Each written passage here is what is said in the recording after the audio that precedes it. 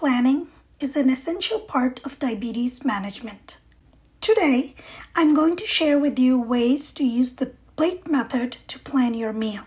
In 2010, the United States Department of Agriculture released the plate method that can help us make good food choices for our meals.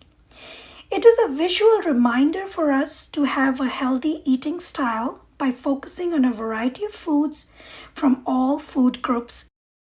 So if you follow the guidance from the food plate, you must fill half of your plate with vegetables and fruits.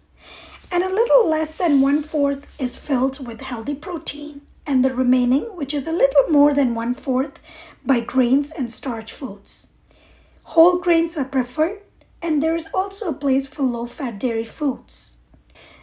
My plate recommends for the general public that half of the plate can be made up of both vegetables and fruits.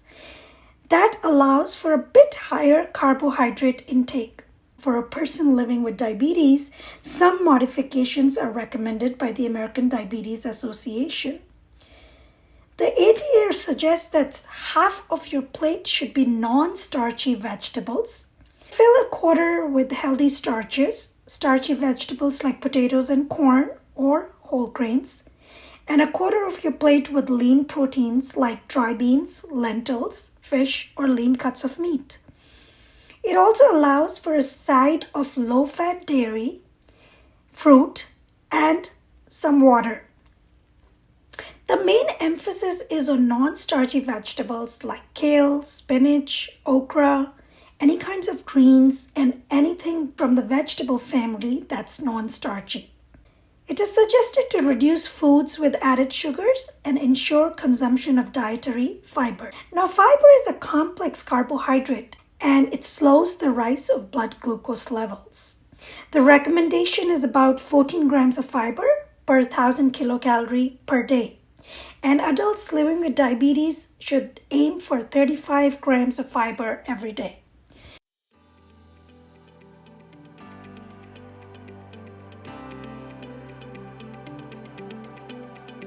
Fruits contain sugars that can cause spikes in blood sugar.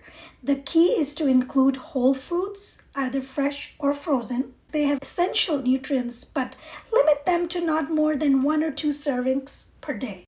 And another tip is to eat it with some kind of protein, like a piece of low-fat cheese, any kind of nut butter that you like, or a handful of nuts, or even avocado.